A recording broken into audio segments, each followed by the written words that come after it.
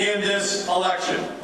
This election is about the kind of commonwealth and the kind of nation that we want for our families. My opponent says that he is a new kind of Republican, but he backs the oldest, stalest Republican ideas from the past. It is like a golden oldie record when you listen to him.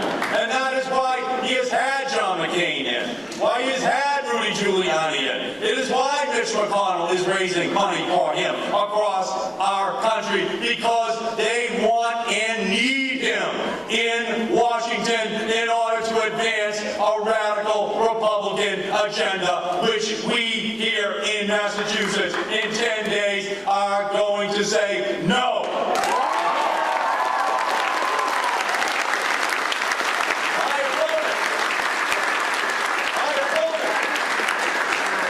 My opponent opposes an assault weapon ban.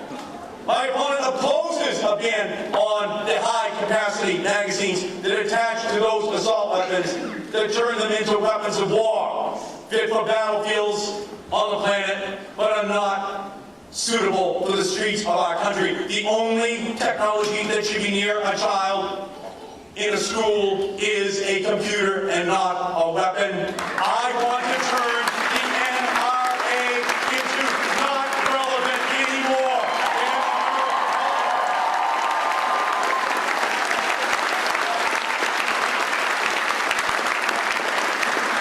We need to make sure that we implement the Buffett rule so that the rich pay their fair share. You listen to Gabriel Gomez. He says we should start cutting Social Security. We should start cutting Medicare. But oh, he says, let's not touch the tax breaks for the wealthy. Let's not touch those $40 billion in tax breaks for the oil industry. $40 billion for the oil industry, subsidizing the oil industry to drill for oil in 2013 is like subsidizing a bird to fly or a fish to swim. They don't need it. They're already recording the largest profits on the history of the planet. Let's take those revenues so that they help ordinary families in our country. Gabriel Gomez says that he's going to open up the possibility of taking away the mortgage interest deduction. Well, 1/3 of all residents in Massachusetts have a mortgage interest deduction. That is the pathway to the American dream. I will not consider repealing the mortgage interest deduction for homeowners and those who own homes in our country. Mr. Gomez says that the Wall Street reforms after the crash are too tough, and he wants to take them off the books. Start rolling them back. Well, ladies and gentlemen, we already learned that lesson during the Great Depression. We just learned the lesson again during the Great Recession. And now we've just elected Elizabeth Warren to go down and be a cop on the beat. We are not going to repeal those Wall Street reforms.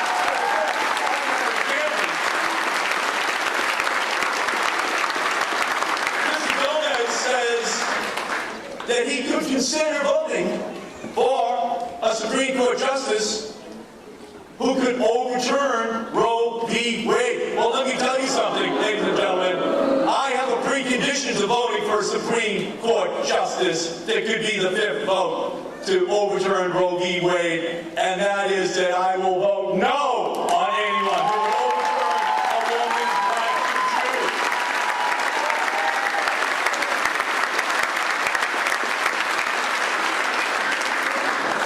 My mother was a junior in high school. My mother was about to become valedictorian in her senior year, president of the senior class, when my grandmother passed away. They were an immigrant family from Ireland. They had 5 daughters. And the social safety net before Franklin Delano Roosevelt was one of the girls is going to have to stay home. There is no Medicare, there is no Social Security, there is no unemployment insurance, there is no FDIC. There's nothing. So my mother She had to stay home to raise the family, to give up her dreams. There was no social safety. Meanwhile, my father was up in Lawrence, growing up on the first floor of a triple-decker in the shadow of the mills. And he graduated from high school in 1929. That's the same year that my Uncle Tom, my godfather, his older brother by 6 years, went off to become a freshman at Columbia University. He had saved for 6 years working in the mills of Lawrence to go off as a 24-year-old freshman at Columbia in September of 1929. He left his passbook for his savings account with his friend, Tom Phillips. And after the crash began in October, he called back to Tom Phillips from New York City and said, please go over to the bank and get my money out. But by the time Tom Phillips got there, there was a line 1,000 people long. And that bank collapsed. And in January of 1930, my Uncle Tom was back in the mills, back in Lawrence, because there was no protection. There had been no Wall Street reforms. And the course of my family's history was irreversibly changed. That's why my mother would always say to me, Eddie, your life and your brother's lives, they're going to be different.